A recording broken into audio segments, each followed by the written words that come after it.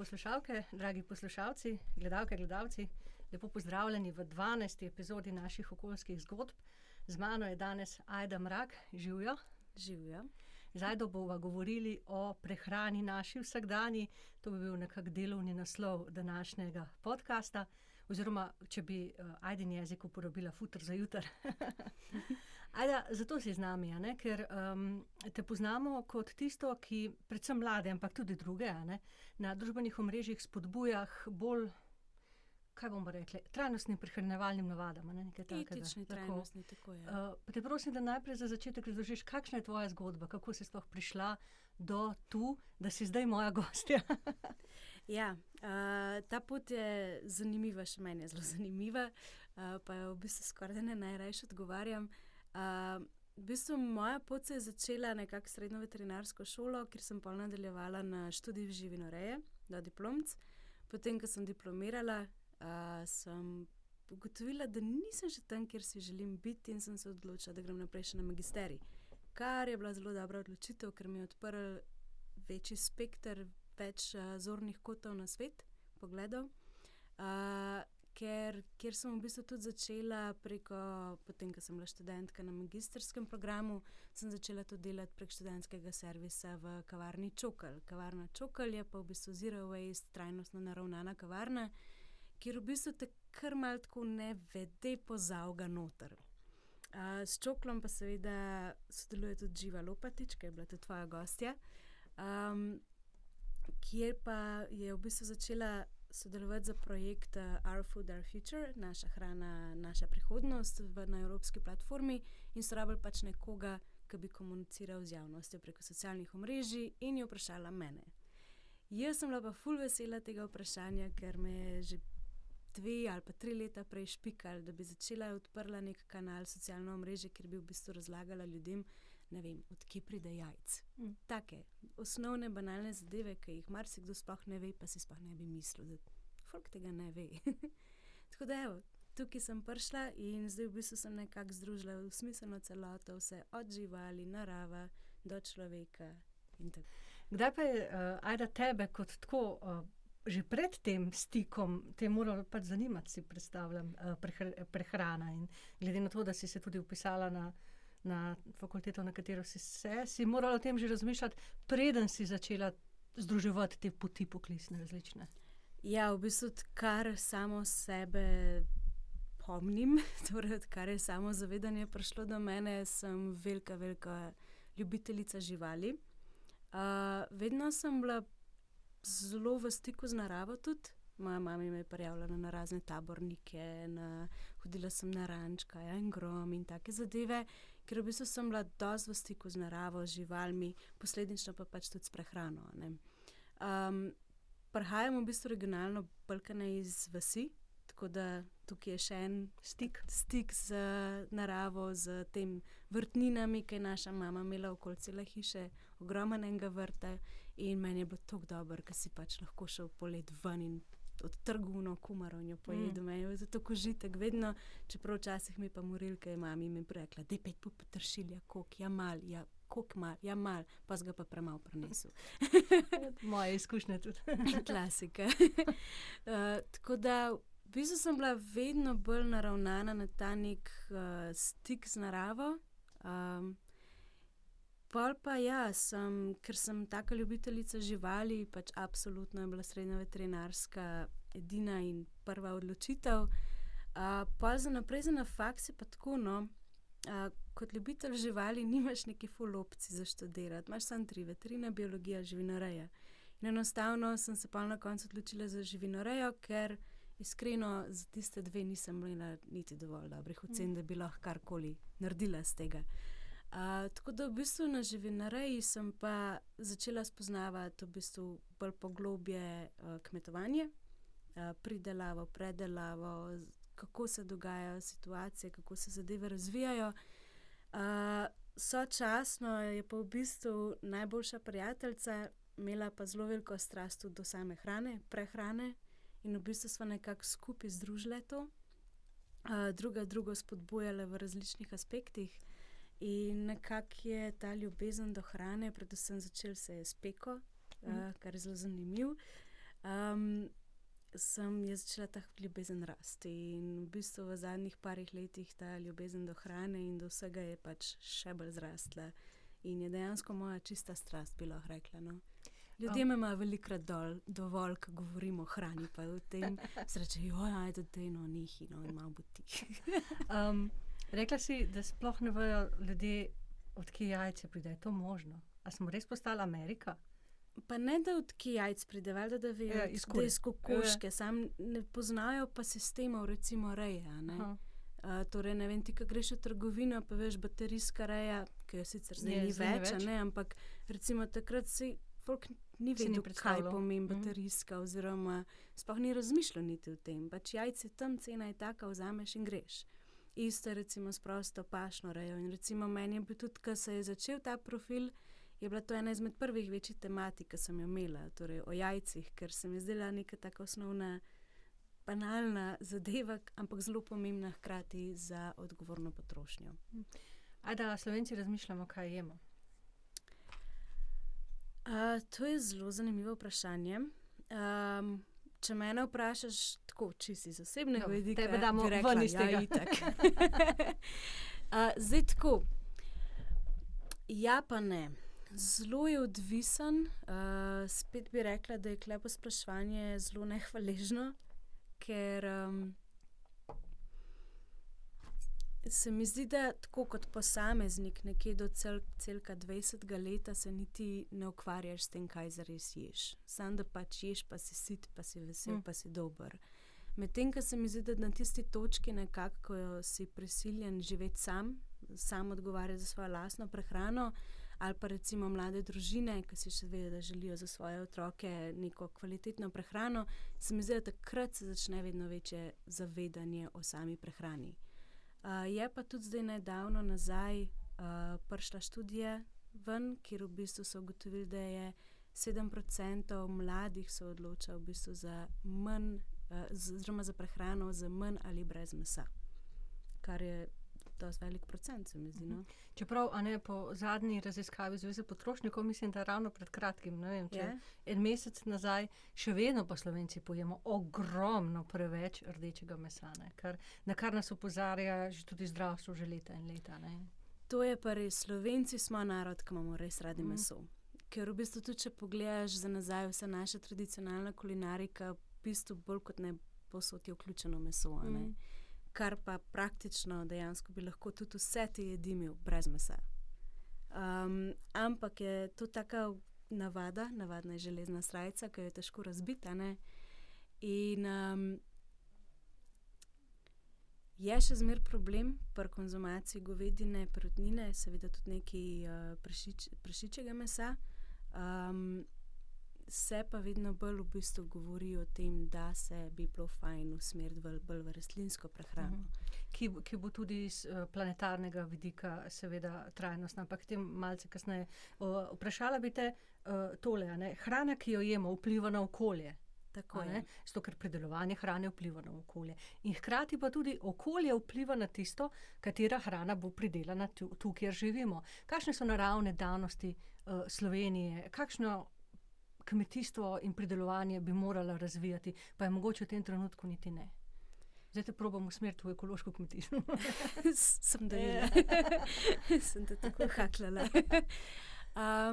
Zdaj tako, na splošno Slovenija je zelo bogata z naravnimi danosti. Ogromno prednost imamo recimo predvsem primorska kras, ki začnejo recimo stvari, ki so sezonske v Ljubljani ali pa neki drugje, kasneje sezonske so na morju prej. Tako da imamo pa v bistvu možnost tega, da gremo lahko tudi mi na Primorsko, oziroma Primorska k nam z prej zraslim paradižnikom recimo. In v bistvu je, zelo raznoliko se lahko prehranjujemo čez celo leto. Tukaj je samo vprašanje znanja, pa iznajdljivosti, pa tega, da se pač lotaš. Bomo skočila. Meta, pa bo šle potem nazaj na ekološko kmetijstvo. Mit ali resnica? Dobra, zdrava hrana je draga. Jaz mislim, da je to mit. Ustvarjen od koga? Ustvarjen od koga? V bistvu dejstvo je, da vsak, ki se pogovarjaš, reče, to je pa drago. Ampak ja, drago je, če kupuješ v konvencionalni trgovini, ja, kjer so v bistvu zadeve, ogromno je skritih stroškov, ki jih ti kot potrošnik ne vidiš. A ne? Poleg tega pa vsi vemo, kakšen delež približen si trgovine prilastijo marž. Tako da to, da je zdrava hrana draga, se definitivno ne strinjam. Ker tudi, če recimo primerjaš, ne vem, okay, če greš na tržnico, spet seveda so tam skriti stroški prevoza, pakiranja itd. Medtem, ker recimo, če greš direkt do kmeta, tam tega ni. In tam avtomatično je cena nižja. Tako da je pa res, to pa ne bom rekla, je pa res, da je pa potrebna majčkeno večja organizacija, majčkeno več časa, da to omogočiš sam sebi. Se vrnemo nazaj na ekološko kmetijstvo. Zakaj je v Sloveniji, kljub temu, da že ima lepo tradicijo, še vedno ostalo neke vrste nišno kmetijstvo? Številke so zelo majhne, po spominu govorim, ker si jih nisem izpisala, a je 5%. Skratka, vem, da ima Avstrija v obdelavi četrtino vseh površin kmetijskih je ekoloških že. V Sloveniji je ta odstotek okoli 10 ali nekaj takega. Zakaj? Meni se zdi, imamo sjajno ohranjeno naravo, imamo dolgo tradicijo od kmetovanja, imamo pametne kmete. Zakaj je potem to ostalo še vedno tako nišno in v bistvu stagnira? Ja, zdaj, kar se tiče ekološkega kmetijstva, je tako, pač pogoji so zelo težki. V bistvu zemljišča so zelo razdrobljena. Kmetije so najpogosteje majhne, družinske, kjer v bistvu sploh ni veliko območij, da bi se šli neke ekstenzivne prireje, prireje ali poljščin, živali in podobno.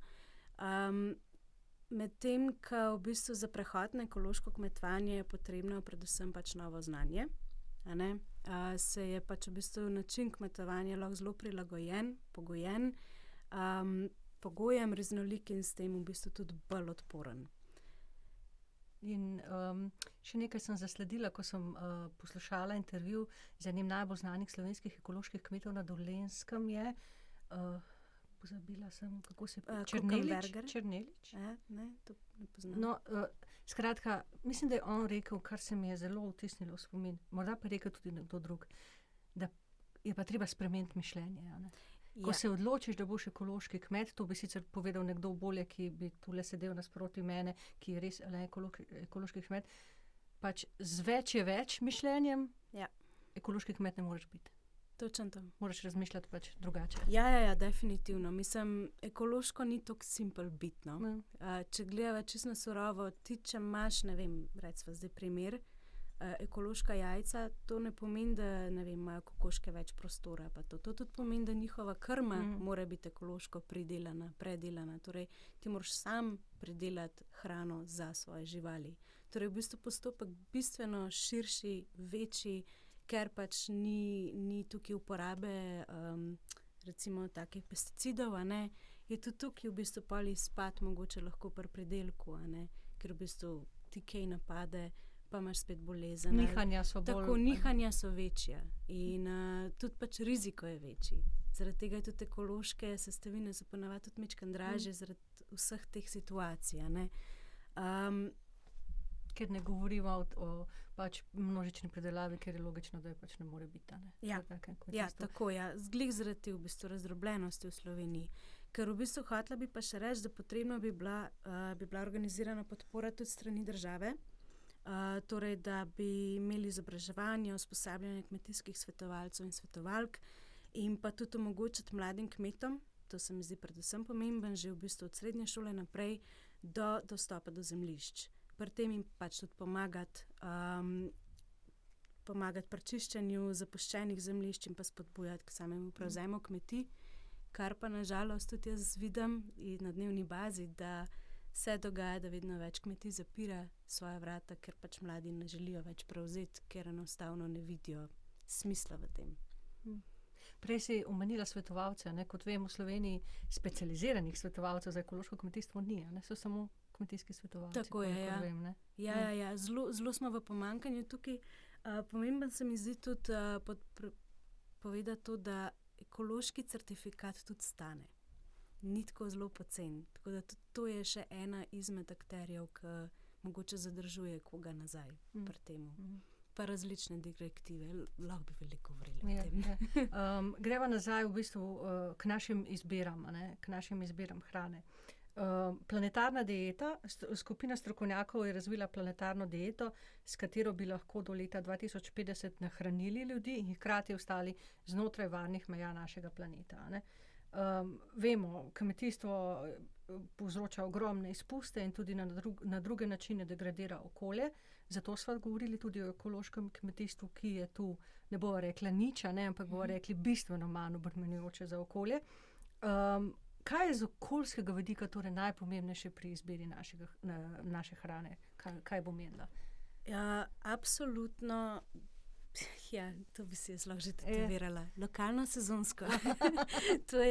To je stvar, ki jo skozi spodbujam. A je lokalno, sezonsko bolj pomembno, jaz si predstavljam lokalno, sezonsko bolj pomembno od tega certifikata, o katerem si prej rekla, ker če jaz kupam ekofižol iz Kitajske, mi to čist nič ne pomaga, verjetno, ne? Tako je. Jaz bi definitivno na prvo mesto raje dala lokalno, sezonsko, potem pa šele ekološko. Če je možno. Če je možno, seveda.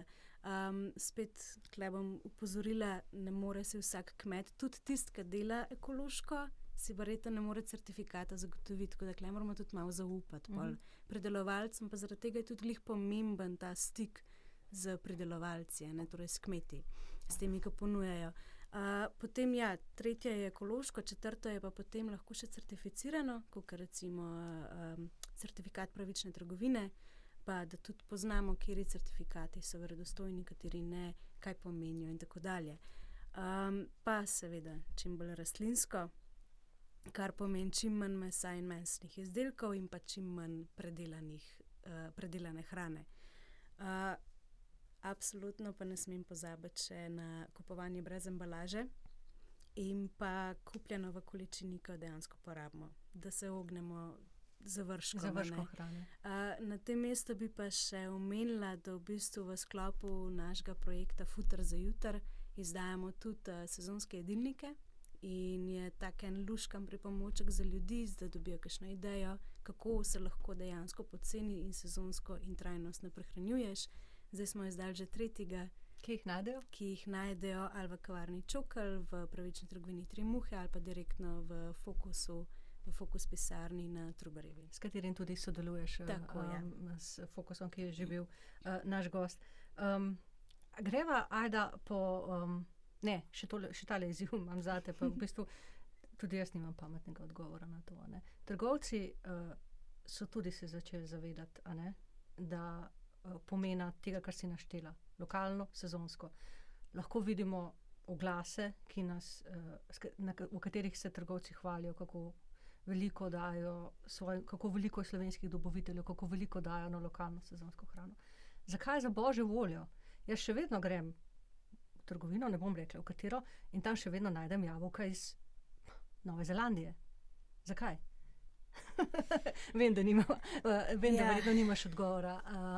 V bistvu razmišljam tako, dokler bo to prepuščeno zgolj in samo potrošniku, preprostih, res teh velikih sprememb pravzaprav ne more biti. Tako je, ja. Zdaj v bistvu so v teku, trenutno sta v teku dve zakonodaji na Evropski uniji.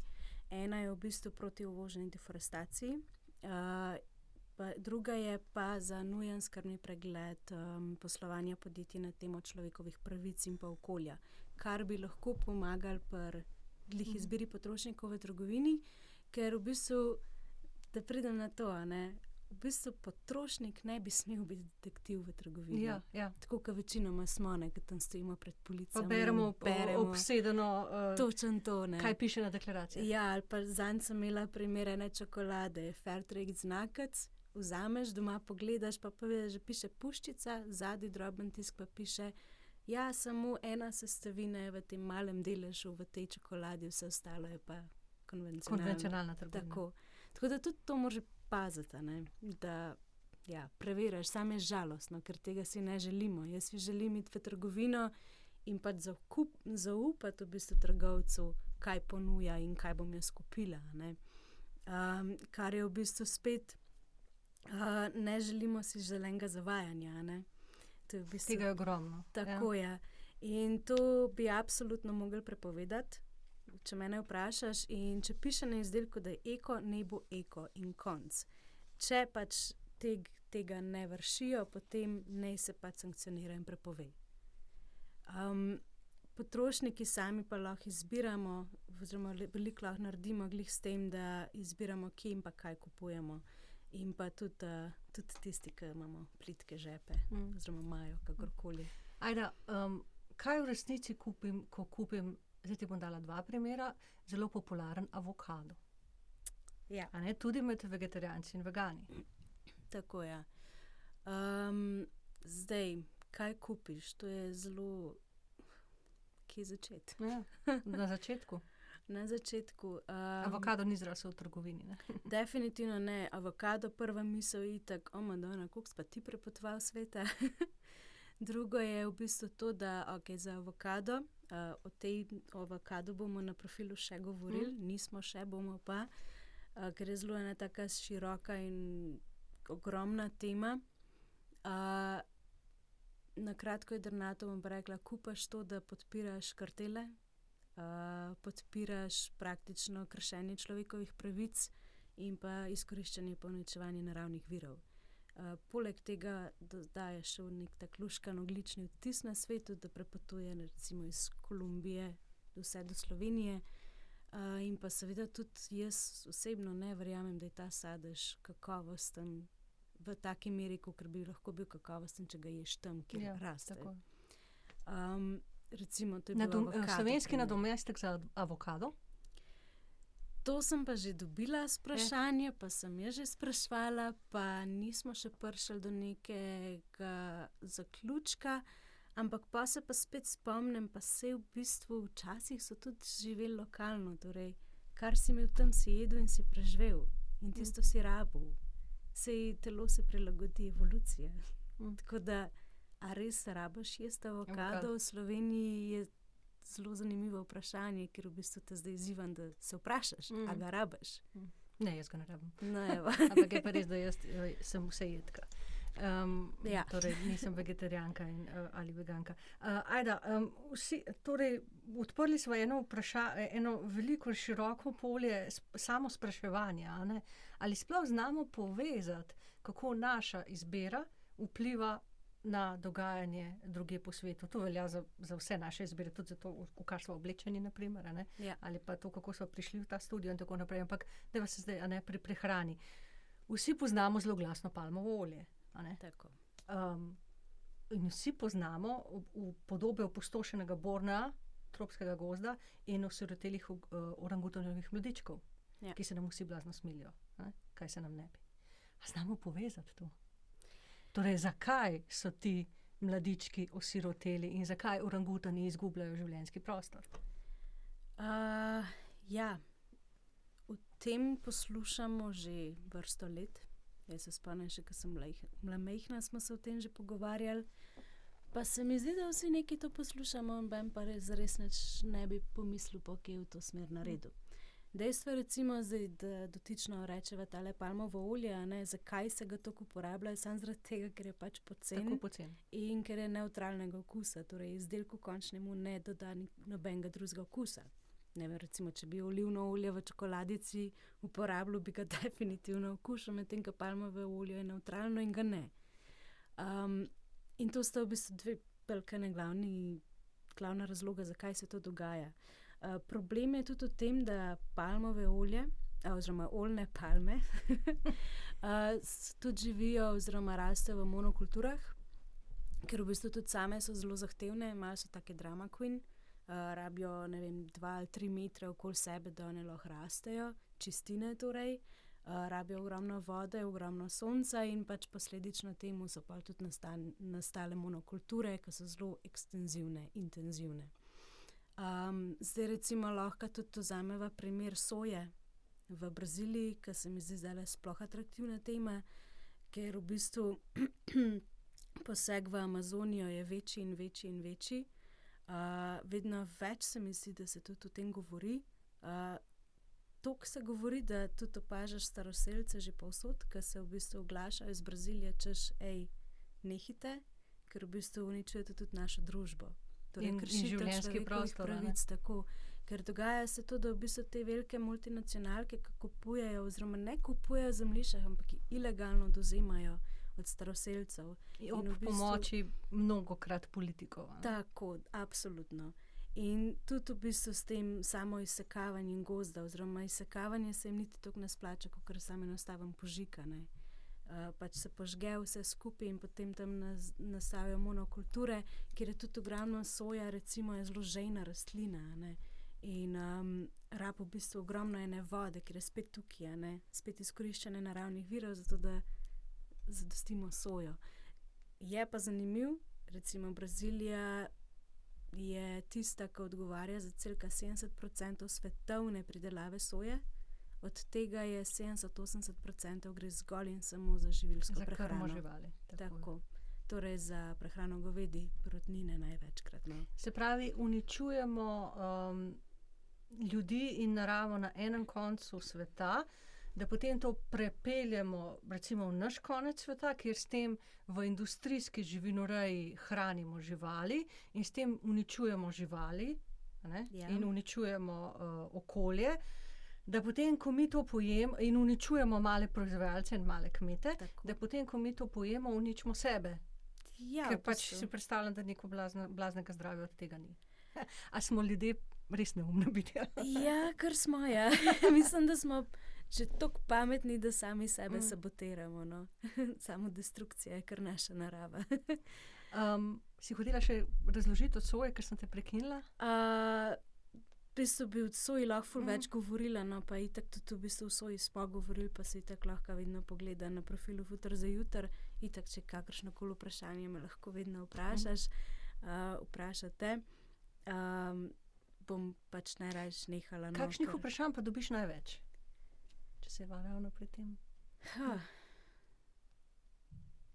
V bistvu zadnje čase ne vem, zakaj me ful veliko ljudi sprašuje o sirotki. Aha. Kar je tako zanimiva reč. Drugače pa nasplošno vprašanje. Misliš tako od sledilcev in to? Ja, no to, kot si rekla, sirotka. Se ti kaj ne sanja, se ti zakaj? Sirotka? Je postala popularna spet med ljudmi? ali? se obuja, ker jo tudi vidiš zdaj že na trgovskih policah, Tako je, ker jo ja. prej neki cajta ni bilo. Tudi tja, ko jaz hodim po zelenjavo, tudi tam se sirotka na polno prodaja, ker imajo tudi svojo lastno mini predelavo mleka. Ima 10 kravic, čist navadno količino, čist bolj naravno kmetijstvo, no, usmerjeno. Ampak recimo sirotka, glede zaradi tega, ker se pojavlja na policah, folk pa niti ne ve, kaj bi delal. s Oziroma smo sirotko. pozabili, ne? Tako je. Hkrati je pa v bistvu kot prehranski dodatek v posušeni obliki, a ne, za športnike, za fitneserje. Sam, če tako gledaš, a ne, zakaj bi prahac jedel, če imaš tam lahko 1 liter čiste sirotke, Predvidevam vir beljakovin torej. ne? vir beljakovin, predvsem kazeinov, a ne, ki so zelo koristni za našo mišično maso, pa tudi druge koristi. ima Zato sirotka. dobivaš toliko vprašanj. Ja, se mi zdaj zadnje cajte to Zaradi atraktivno. mišic. Zaradi mišic in športnega udejstvovanja. Kar je veliko bolje kot umetni pripravki. a ne? Zdaj smo pa Absolutno. povsem zašli. Čist. Ajda, je še kakšno, a ne, da smo omenili avokado, pa sojo, pa palmovo olje. Ja. Je še kakšno tako živilo, ki bi ga bilo veljal izpostaviti, da bi rekla temu, da je vse prisotno, pa da je res neumno, da ga toliko uporabimo. Absolutno ne smeva pozabiti kave, kakava, sladkorja in pa vseh ostalih sestavin oziroma živil, ki prihajajo Čaja? iz tretjih držav. Točno to, tudi čaj.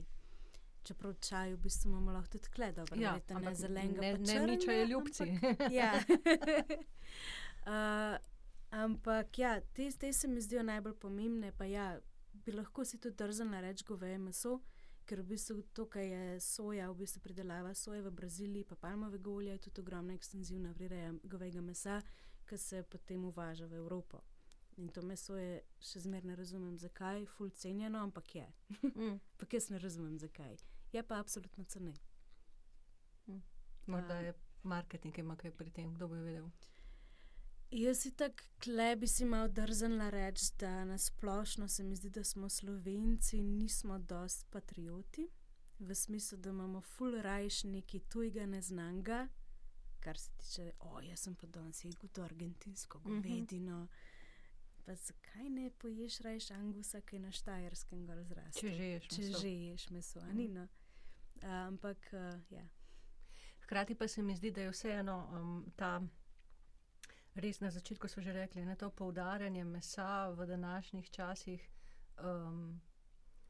Ministrstvo ima to promocijsko kampanjo, jejte naše meso, ko pa resniči, zdaj že vemo, da bomo morali preiti na rastlinsko prehrano bolj, ker je pač prehrana mesna v takšni meri ne bo več vzdržna. In še vedno imamo recimo v šolah, če lahko spremeva iz nekega takega zdravorazumskega stališča, pa jaz nisem noben prehranski strokovnjak, ampak recimo, da otroci potrebujejo neke beljakovine za to, da zrastejo, in če jih ne morejo dobiti v rastlinski prehrani, seveda jih morajo dobiti z mesom, ampak še vedno recimo v šolah absolutno preveč mesa, meso skoraj vsak dan, kar se mi zdi pač, res smo tako zelo navezani na to meso. Ja, bolje bi bilo manj, pa bolje. Absolutno. Jaz se definitivno držim točno tega, kar si rekla. Manj in bolj kakovostno. In absolutno boljše odneseš.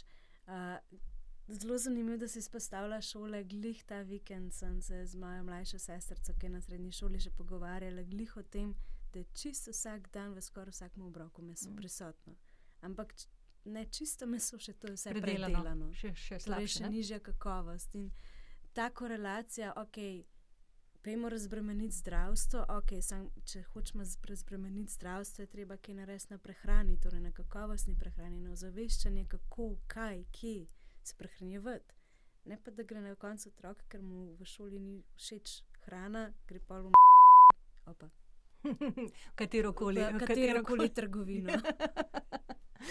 In si tam kupi pač enako vredno, nekvalitetno hrano. Tako da z enega konca v drugega pol stremimo. Je pa absolutno se spodbuja zmanjševanje mesne prehrane, torej da ne ješ glih vsak dan mesa, ampak zmanjšaš, 2-3 na teden, enostavno tiste potrebe po beljakovinah pa nadomestiš s stročnicami, recimo, ki so zelo bogate z beljakovinami, pa seveda tudi recimo oreškov premalo pojemo, ampak spet kle spomnim lokalno sezonsko, Oreški v Sloveniji, ki rastejo, so lešnik, oreh in pa zdaj po novem tudi so mandlje začeli gojiti dol na Primorskem. Od stročnic pa imamo naše slovenske fižole. Pa imamo tudi drugo. Pa grah. Imamo tudi lečo. Tako, tudi sojo se prideluje kle v Sloveniji. Čičeriko pa ne vem. Prehrano, pa tudi čičeriko se goji tudi. Tako da smo res bogati. Smo bogati in se širimo v to smer. In mislim, da se vedno bolj ozavešča v to smer. Ampak, Omenila še enega, če temu rečem, hudiča, mandlje, tudi mandlji, ki so zelo popularni, so tudi izjemno obremenjujoči za okolje. Zelo, tako kot avokado porabi ogromno vode, če se kar pove, mandelj je.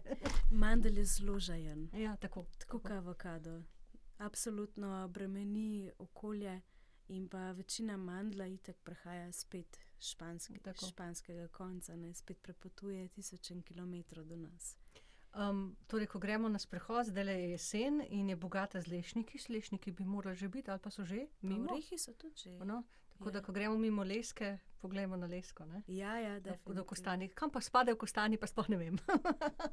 O kostanjih niti ne govoriva, sem želela reči. Ajda, počasi bova zaključili, ogromno sva se dotaknili,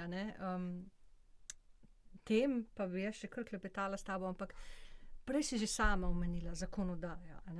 Dva pomembna zakona, oziroma pač kakršnekoli predpise že sprejema Evropska unija, to niso zakoni, to so direktive in tako naprej, sprejema in sicer deforestacija in kateri si rekla, da je drugi? Še o tem, da... Dolžna skrbnost. Tako je. Torej o tem, da se zagotovi, da v celotni dobavni verigi ne prihaja do kršitev človekovih pravic in degradacije okolja. V Fokusu so takole zapisali, pa me skar citirala, ker mi je zelo všeč. Dovolj je poročil in raziskav o kršitvah človekovih pravic v dobavnih verigah. Dovolj je tudi poročil in raziskav ter izkušenj o medsebojnem vplivu prehranskega sistema in podnebnih sprememb. dovolj je nezavezujočih obljub podjetij, ki so vpletena v kršitve in uničevanje. Zdaj bi jaz to vskočila, sama si že omenila greenwashing, ne, to je točno Tako to, je. ne. Mi bomo, ne potrebujemo zakonov, mi smo najboljši, mi bomo poskrbeli, ne, tega je ogromno. Jaz bi dodala, in tudi sama si že tudi rekla, da je dovolj tega, da moramo ljudje stati pred policami v trgovinah in študirati tisti jogurt oziroma karkoli že držimo. Da se ne bova, še to bi rada poudarila, ne, da se ne bova delali, da ne bova rekli, da v Sloveniji tega ni, ne, prej si omenjala mednarodne korporacije in tako naprej. Na prodajnih naših policah so ti izdelki, ne. Mislim, vzemite si poslušalci, poslušalke, gledalke, gledalci, včasih enkrat čas pa pregledajte malo, kdo proizvaja izdelke, ne, ki so na naših prodajnih policah. No, kje sem ostala? Ja, da kot obsedeni beremo tisti drobni tisk in potem, da se čutimo krive, če slučajno pa ne izberemo prav, ali pa če nimamo časa, ker se nam mudi in tako naprej in pač nekaj vržemo in potem doma rečemo, ne, tega je ne, dovolj. In s komorkoli se pogovarjam v tem podcastu, s komorkoli, vedno pridemo do tega. Sistem se mora spremeniti. Ja. In vsak mora prevzeti svoj delež odgovornosti. Seveda, odgovorni smo tudi potrošniki s svojimi izbirami, ampak konec koncev potrošniki lahko izbiramo samo tisto, kar je na prodajnih policah. Točno to je. Kaj bi to dvoje pomenilo pri prehransko-kmetijskem sistemu, če vse upoštevava, kar smo do zdaj našteli, te sistemske spremembe? Nekaj si že sama nakazala? Ne razumeš, kaj te sprašujem? Sem preveč v bistvu besedna. Kdo bi moral še prevzeti odgovornost, da bi bila odgovornost v tem sistemu od proizvajalca do mene, ki pojem, pravično porazdeljena? Ker zdaj ni. Zdaj ni, ja. To se definitivno bolj nanaša na politično stran, v katero se jaz ne bi spuščala. Je pa ja, te so prvi akteri, če mene vprašaš, kjer v bistvu oni regulirajo celotno gospodarstvo, ne. In tukaj so v bistvu pa tudi podjetja so pač odgovorna, da poskrbijo, da so vse točke zadovoljive za surovino, ki pride potem na police in mi lahko zaupamo popolnoma tem proizvajalcem. Govoriva torej o poštenem plačilu, poštenih delovnih razmerah, da se pač ne dogaja to, kar si prej opisovala v Braziliji, ne? Tako, ja. Tako po domače. Govoriva čisto o tem, ja. Da varnost. Kako daleč smo pa od tega? A to zdaj govoriva midva v Indiji Koromandiji. Namreč bila sem na predstavitvi te zakonodaje, a ne? Takrat je bila neka okvirna številka 5 let, a ne? 5 let. 5 let je kar veliko, ne? 5 let je veliko in jaz se tudi velikokrat sprašujem, a smo dovolj hitri, a se tako hitro dogajajo spremembe, da bomo zaustavili določene spremembe, degradacije ali karkoli. Ja. Veliko? Ali bova končali drugače, da ne bova pesimistične? Lahko kar drugače končava, ja, ker je zelo dosti težka zadeva, no. Zdaj ti bi še nekaj za konec vprašala. Ko govorimo o prehranski varnosti, ajde, a ne, pač tega so nas v zadnjem času zaradi okoliščin, v katerih živimo, smo spet začeli govoriti o tem. Kaj bi morala država tvoja, v kateri živiš, torej Slovenija oziroma katerakoli druga pač bi živeli, zagotoviti, da bi se ti počutila, da si prehransko varna? Kakšni pogoji bi moralo biti zate izpolnjeni? Kaj ti to pomeni? Ja, prehranska varnost itak po defaultu pomeni to, da hrana, ki je razpoložljiva, da si jo vsak posameznik lahko tudi privošči, a ne. In to govoriva o hrani, ki je čista, polna, torej polna pomeni, da ni osiromašena svojih hranljivih snovi, a ne, torej da je kakovostno živilo, pravično pridelano in pa pač seveda sveže. Torej, da ne pomeni, da greš ti v trgovino in cenkaš tiste cente in potem enostavno se odločaš za manj kakovostno hrano, ker enostavno ne moreš si privoščiti, ker je lahko tudi tveganje to pred stradanjem ali pa kakršnokoli lakoto. Zelo ironično se mi zdi, da v 21. stoletju živimo v bistvu v izobilju, hkrati pa prehranska varnost vedno bolj osiromašena.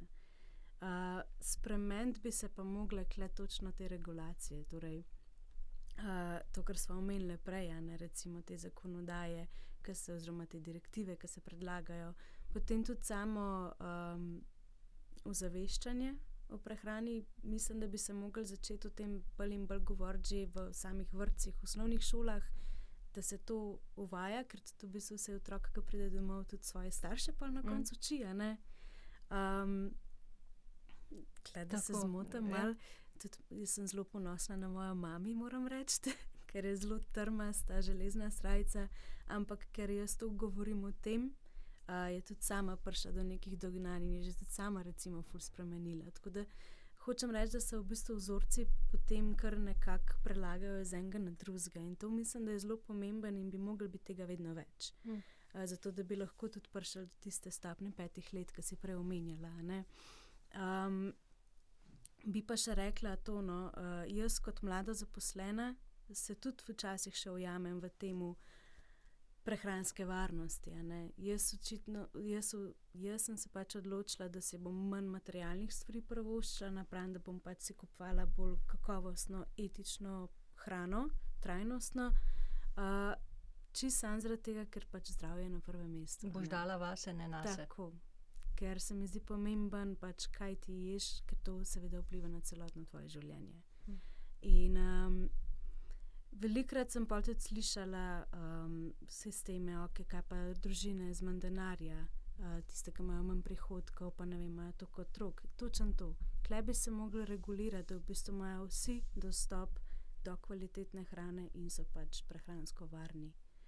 Kar pomeni seveda, recimo lahko dava primer višje plače, manjše najemnine recimo v tem času in pa pač seveda se stvari lahko malo poslužijo. Pa posodobljeni prehranski sistemi. Tako, verjetno. In to, da lahko dobra in kakovostna hrana pride do ljudi, ne pa pravzaprav, da jo moramo sami iskati. Iskati detektivsko, ker vsi pač tega ne zmoremo, ne znamo, nimamo časa in karkoli že, ne. Se mi zdi, da bi lahko še malo podkrepila ljudi s kakšnimi dodatnimi pripomočki, ampak to so pa lahko tudi kasneje nadgradnje, ne. Glih to, da malo daš direktive kam, kje, kako, ne, da se ljudje lažje znajdejo. Oziroma, da če že greš v trgovino, da tudi tam veš recimo, zakaj se rajš odločati in zakaj ne, ne. In tako, kot sva itak že prej prišli do sistema šola, ne, šolske prehrane, tukaj se nekako vse začne tudi, ne. Ajda, ko prideva domov, ko prišli domov danes, bo večerja? Bo večerja. Kaj bo za večerjo? Danes bo pa po mojem rižota z jurčki, ki sem jih nabrala. nabrala. Sam smo šli sam na sprehod, pa jih je bilo ful. Tako da bo kar tole, ja. Naj ti tekne. Hvala. Ajde, hvala, ker si bila moja gostja. Srečno še naprej.